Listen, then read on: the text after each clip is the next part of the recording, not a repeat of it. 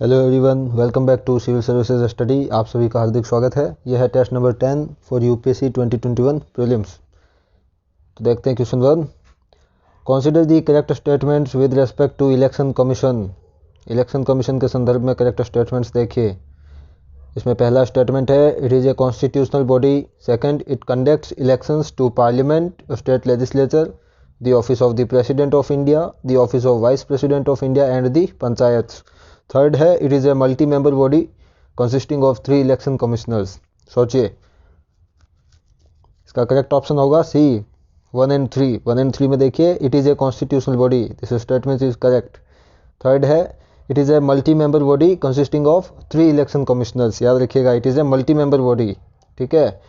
जो ये second statement है, it conduct elections to the parliament, state legislature, office of president, office of vice president, but it does not conduct election to the panchayat. ये wrong है, पंचायत को नहीं करता, ये खाली इलेक्शन कमीशन 4 ऑफिस के ही इलेक्शन जो है कंडक्ट करता है इंस्टीट्यूट के, जिसमें है parliament, state legislature, the office of president and the office of vice president. तो ये याद रखिएगा।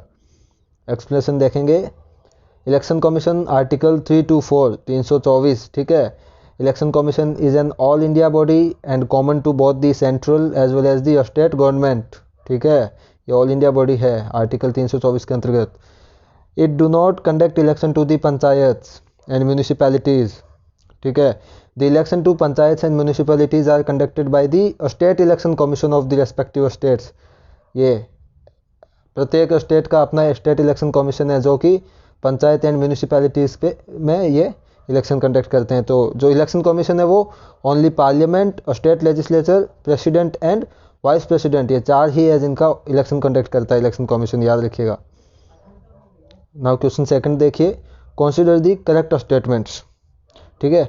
फर्स्ट है, while making reservations of appointments or post in favor of any backward class of citizen, UPSC is not consulted। UPSC union public service commission. ठीक है। Second है, UPSC presents annual report to ministry of personnel. तो ये correct code देखिए, इसमें सोचिए। इसका correct option है ए ओनली 1, जिसमें है while making reservation of appointments or post in favor of any backward class of citizen, UPSC is not consulted। ये सही है। ठीक है, रिजर्वेशन पोस्ट में या जो भी है उसमें यूपीएससी को कंसल्ट नहीं करती है मिनिस्ट्री। ठीक है। और ये जो है UPSC presents annual report to ministry of personnel, ये रॉन्ग है। देखेंगे, एक्सप्लेनेशन देखते हैं इसका। ये देखिए, UPSC presents annual report to president, not to the ministry of personnel. ये यूपीएससी एनुअल रिपोर्ट प्रेसिडेंट को देती है ऑन इट्स परफॉर्मेंस। ठीक है, तो याद रखिएगा। अब क्वेश्चन 3 देखेंगे, विच among following is not correct about the finance commission. Finance commission के संदर्भ में कौन सा ये स्टेटमेंट सही नहीं है, नॉट करेक्ट। देखिएगा। फर्स्ट है, जैसे it is constitutional and quasi judicial body. Second, it is constituted by the president every 4th year. Third, it consists of A chairman and 4 other members. Fourth, it recommend the distribution of net proceeds NET। Okay, it recommend the distribution of net proceeds of tax between the centre and states. सोचिए, इसमें से कौन सा statement सही नहीं है finance commission के संदर्भ में। तो इसका करेक्ट ऑप्शन है 2। Second is not correct about finance commission, that is it is constituted by president every 4th year. ये स्टेटमेंट सही नहीं है। बाकी ये जो तीनों है ये सही है, that finance commission is a constitutional and quasi judicial body, yes it is. Then third, ये जो है it consist of chairman and 4 other members, total 5 members हो गए। 4 है जो ये it recommend the distribution of net proceeds of tax between central and state, ये भी सही है। तो ये जो है ये सेकंड स्टेटमेंट ये सही नहीं है। ये सही क्यों नहीं है, इसका एक्सप्लेनेशन में देखेंगे हम। ये देखिए, it is constituted by the president every 5th year, not every 4th year, every 5th year. हर 5वें साल ये प्रेसिडेंट साहब इसको कॉन्स्टिट्यूट करते हैं। ठीक है। और as at such earlier time as the president considers necessary. Every 5th year करते हैं और पहले भी कर सकते हैं अगर ये नेसेसिटी अराइज होती है तो। ठीक है। अब फिनांस कमीशन के बारे में देखेंगे। फिनांस कमीशन आर्टिकल 280 है इसके related. Finance commission submits it annual report to president. Annual report president को सबमिट करता है फिनांस कमीशन, और its chairman and members are appointed by the president. ये तो फिनांस कमीशन के बारे में याद रखिएगा, आर्टिकल 280। अब क्वेश्चन 4 देखेंगे, consider the correct statements about attorney general of India. Attorney general of India के संदर्भ में correct statements, correct code choose कीजिएगा। देखिए फर्स्ट है attorney general is the highest law officer in country. Second, attorney general should not advise or hold a brief against government of India. Third, attorney general does not fall in the category of government servant. Fourth, attorney general is debarred from private legal practice. तो सोचिए correct कौन से हैं चार में से? तो इसका यहाँ ऑप्शन करेक्ट है सी, जिसमें है 1 2 3। देखेंगे attorney general is the highest law officer in the country, याद रखिएगा अटॉर्नी जनरल है जो ये हाईएस्ट लॉ ऑफिसर है कंट्री में। सेकंड है attorney general should not advise or hold a brief against government of India. Attorney general government of India के against में होल्ड नहीं कर सकते, कुछ नहीं बोल सकते, ठीक है। जो अटॉर्नी जनरल है वो गवर्नमेंट ऑफ इंडिया के क्या है, वकील एक तरह से। तो ये should not advise or hold a brief against government of India. और ये जो थर्ड है देखिए attorney general does not fall in the category of government servant. Attorney general government servant की कैटेगरी में नहीं है, ये इंडिपेंडेंट ऑफिस है अपना, ठीक है। और ये फोर्थ स्टेटमेंट है attorney general is debarred from private legal practice, ये रॉन्ग है। Because attorney general is not debarred from private legal practice, वह प्राइवेट लीगल प्रैक्टिस भी कर सकते हैं।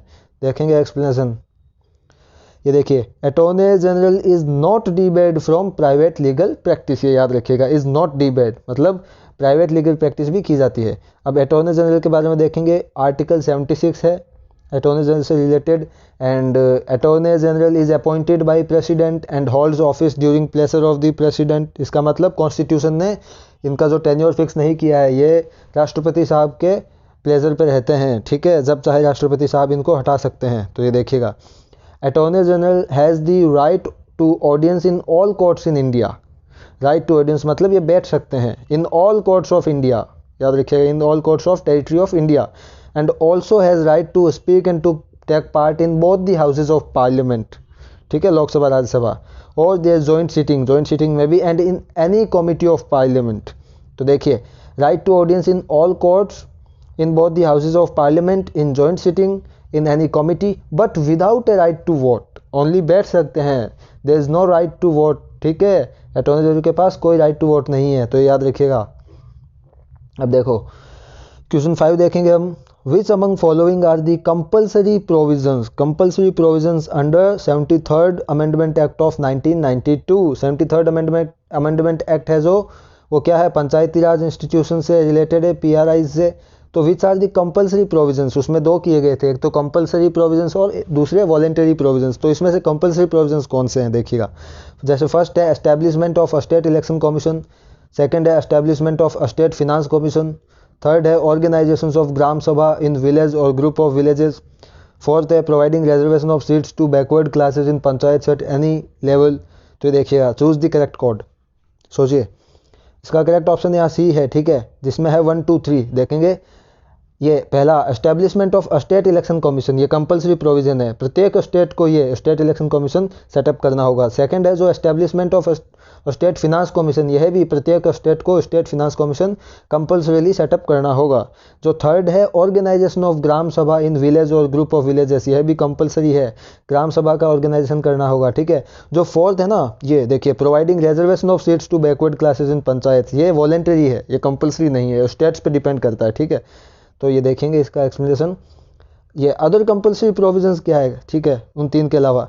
ये देखिए फर्स्ट है जो establishment of panchayat at the village, intermediary and district level, 3 level पे ये पंचायत एस्टैब्लिश करनी होगी, ठीक है, जैसे विलेज पे, इंटरमीडिएट लेवल पे एंड डिस्ट्रिक्ट लेवल पे, ये कंपल्सरी है। देन सेकंड है 21 years to be the minimum age for contesting elections to panchayat, 21 साल, ठीक है। फिर है indirect election to the post of chairman of panchayat at the intermediate and district level, indirect election, ठीक है, post of chairman of panchayat at intermediate and district level. Then ये देखिए reservation of seats for SC STs in panchayat at all the 3 levels, जो reservation of seats ये compulsory provision के under में, ठीक है। Then reservation of 1/3 seats for women in panchayat at all the 3 levels, ये सभी क्या है, कंपल्सरी प्रोविजन है, ठीक है। तो ये याद रखिए। अब देखिए question 6, which among following comes under the original jurisdiction of the supreme court. Supreme court के ओरिजिनल जुरिस्डिक्शन के बारे में देखिएगा। सुप्रीम कोर्ट के जैसे ये अलग अलग जुरिस्डिक्शन है, जो जैसे कि ओरिजिनल जुरिस्डिक्शन है, एपीलेट जुरिस्डिक्शन है, एडवाइजरी जुरिस्डिक्शन है, रिट जुरिस्डिक्शन है। तो ये ओरिजिनल जुरिस्डिक्शन के बारे में यहाँ बात हो रही है। ये देखिए 3 स्टेटमेंट्स है। जैसे पहला देखिए any dispute between the centre and 1 or more states, second, any dispute between 2 or more states. Third, on any dispute arising out of pre constitution treaty, agreement, covenant, engagement, sanad or other similar instruments. तो इसमें correct code देखिएगा supreme court के original jurisdiction में कौन से हैं इन तीनों में से। तो इसका यहाँ सही उत्तर है ऑप्शन है ए 1 और 2, ये दो स्टेटमेंट्स, ये है ओरिजिनल जुरिसडिक्शन में, ठीक है, जिसमें है any dispute between the centre and 1 or more states, ठीक है। डिस्प्यूट सेंटर और स्टेट्स के बीच में जो डिस्प्यूट है वो ओरिजिनल जुरिसडिक्शन में आता है सुप्रीम कोर्ट के। सेकंड है जो any dispute between 2 or more states, दो स्टेट्स के बीच में जो डिस्प्यूट है वह भी ओरिजिनल जुरिसडिक्शन में, ठीक है। तो ये देखेंगे हम। तो ये थर्ड है on any dispute arising out of pre constitution treaty, agreement और अदर सिमिलर इंस्ट्रूमेंट्स, ये गलत है, ये ओरिजिनल जुरिसडिक्शन में नहीं है, ठीक है। तो इसका ये किस में, ये देखेंगे हम।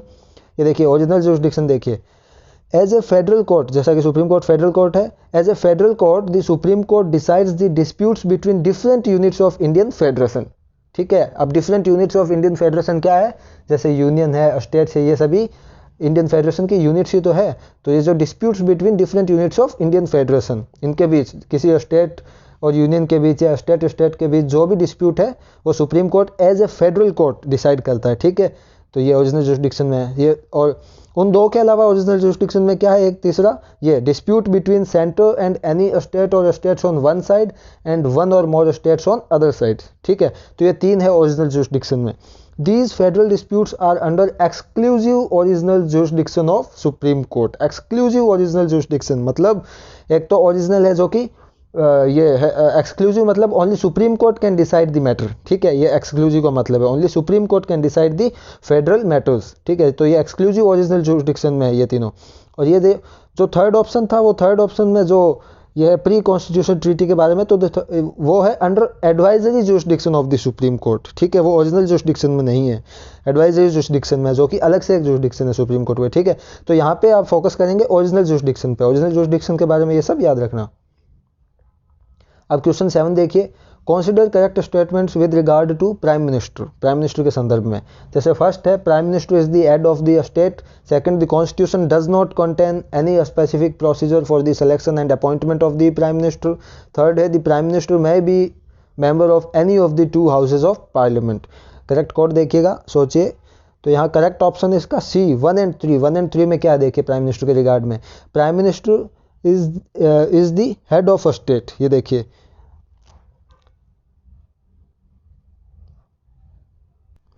सॉरी, ये ऑप्शन सी है जो ये गलत है यहाँ, ठीक है।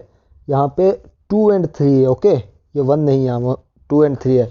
तो चूज द करेक्ट कोड में क्या होगा, ये ऑप्शन सी सही है जिसमें 2 और 3 ये दो स्टेटमेंट सही है, ठीक है। जो है ये the constitution does not contain any specific procedure for the selection and appointment of prime minister, तो ये सही है, ठीक है। थर्ड है जो the prime minister may B A member of any of the 2 houses of parliament. जो prime minister वो any of the 2 houses, that is Lok Sabha and Rajya Sabha, किसी के भी मेंबर हो सकते हैं, ठीक है। जो ये फर्स्ट स्टेटमेंट है जो prime minister is the head of state, ये रॉन्ग है।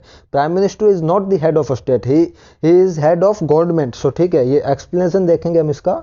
ये देखिए, the prime minister is the head of government, ठीक है, while the president is the head of state. ये याद रखिएगा, जो प्राइम मिनिस्टर है वो रियल एग्जीक्यूटिव है एंड प्रेसिडेंट है जो नॉमिनल एग्जीक्यूटिव है। तो prime minister head of government है और प्रेसिडेंट हेड ऑफ स्टेट है, ये डिफरेंस याद रखना है, ठीक है। अब ये क्वेश्चन 8 देखेंगे, consider the statements, correct code, ठीक है।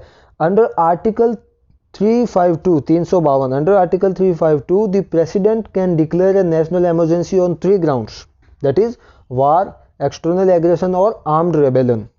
जो सेकंड स्टेटमेंट है, the president can proclaim a national emergency only after receiving a written recommendation from the cabinet. सोचिएगा सही कौन सा है, तो इसका सही है सी, बोथ 1 और 2, both the statements are correct. ये देखेंगे, अंडर आर्टिकल 352 352 के अंडर में the president can declare a national emergency on 3 ground. President national emergency 3 ground पे ही डिक्लेयर कर सकते हैं। वो 3 ग्राउंड कौन से है, पहला है वॉर, सेकंड एक्सटर्नल एग्रेशन और third is armed rebellion. In 3 ground पे ही नेशनल इमरजेंसी डिक्लेयर की जा सकती है अंडर आर्टिकल 352।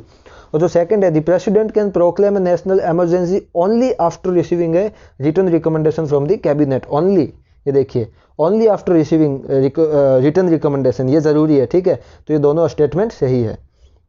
फिर देखें, move on to question number 9। यह है, which among following were the provisions of 42nd amendment act of 1976। 42nd amendment act, जिसे मिनी कॉन्स्टिट्यूशन भी कहा जाता है, इसके संदर्भ में देखिए कौन से इसके प्रोविजंस थे, इसने क्या क्या किए, ठीक है। जैसे फर्स्ट है, it added fundamental duties. Second, it made the president bound by the advice of cabinet. Third, it made the constitutional amendments beyond judicial scrutiny. Fourth है, it added few new directive principles. तो ये देखिए correct code choose कीजिए 42nd amendment act के लिए, इसका ये है option D. All of the above statements are correct. तो ये सभी 42nd अमेंडमेंट के प्रोविजंस थे, जिसमें एडिड फंडामेंटल ड्यूटीज़, और फंडामेंटल ड्यूटीज़ जो सरोन सिंह कमेटी ने रिकमेंड की थी, जो 42nd अमेंडमेंट एक्ट ने ये ऐड किए थे। Then it made the president bound by the advice of the cabinet, bound, ठीक है। थर्ड है, it made constitutional amendments beyond judicial scrutiny, जो कि फिर 44th अमेंडमेंट एक्ट से सही किया गया था। तो ये, और it added a few new directive principles, कुछ है किसने न्यू डायरेक्टिव प्रिंसिपल्स ऐड की थी, ठीक है। तो ये 42nd अमेंडमेंट एक्ट याद रखिएगा, इसे मिनी कॉन्स्टिट्यूशन भी कहा जाता है, ठीक है। अब लास्ट क्वेश्चन है क्वेश्चन नंबर 10, जिसमें है schedule 8 of the constitution is related to. जो शेड्यूल 8 है कॉन्स्टिट्यूशन का, वो किससे रिलेटेड है, जिसमें यहाँ देखिए 4 है, जैसे languages, subject list, tribal areas, ये नन ऑफ द अबव। सोचिए करेक्ट आंसर इसका है 1, languages. Schedule 8 of the constitution is related to languages, ठीक है, याद रखिएगा। अब जैसे ये है शेड्यूल 7 किससे रिलेटेड है, सब्जेक्ट लिस्ट जो है, जैसे कि यूनियन लिस्ट है और स्टेट लिस्ट है, कॉन्करेंट लिस्ट है, ये सब किस में है, शेड्यूल 7 ऑफ द कॉन्स्टिट्यूशन में। एंड शेड्यूल 6 में क्या है, ट्राइबल एरियाज, जो असम, मेघालय, त्रिपुरा, मिजोरम में, ठीक है, ये जो ट्राइबल एरिया से रिलेटेड है। तो ये शेड्यूल 3 याद रखिएगा। That's all, thank you.